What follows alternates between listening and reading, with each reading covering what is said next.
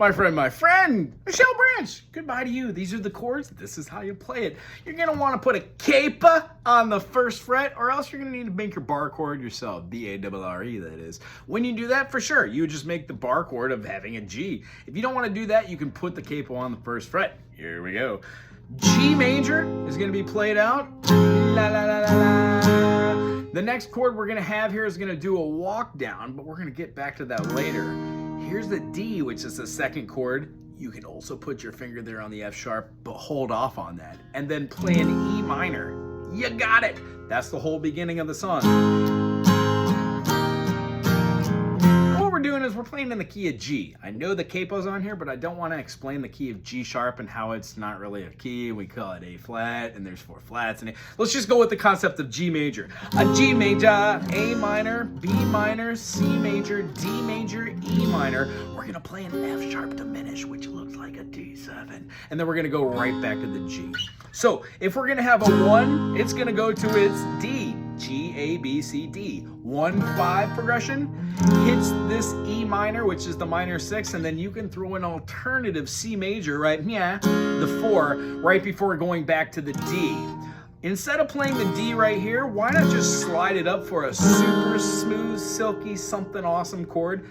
I don't know if she uses it inside of there. Sounds like she writes all of her stuff on a piano, but for this chord, sounds super cool over the top here.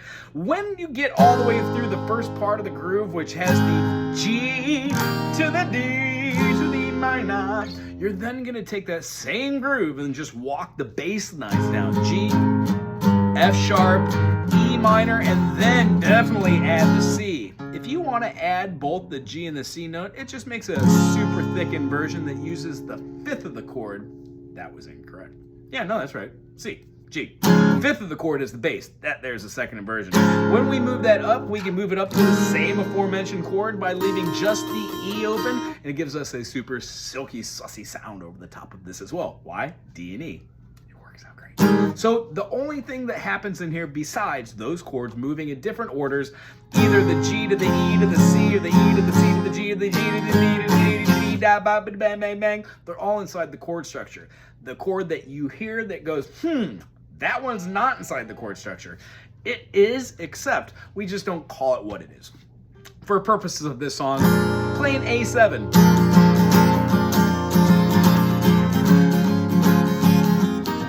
To C to D, that cool D we were talking about, or just your standard old run-of-the-mill 3-part triad, D, F sharp, A. So when we play this A chord right here, I like to play an A super flat and then have that there. Although you can't play this chord with the super flat A. So most people play their A like this.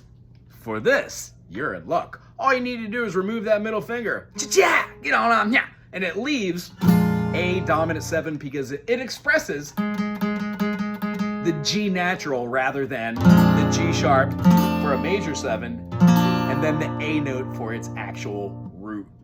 Besides the A, you have another octave A. A, B, C, D, E, F, G, A. Or A, B, C sharp, D, E, F sharp, G sharp, A. Either way you look at it, that is a P8. Perfect octave. So when you move it all the way down to a whole step away from it, you get a G natural.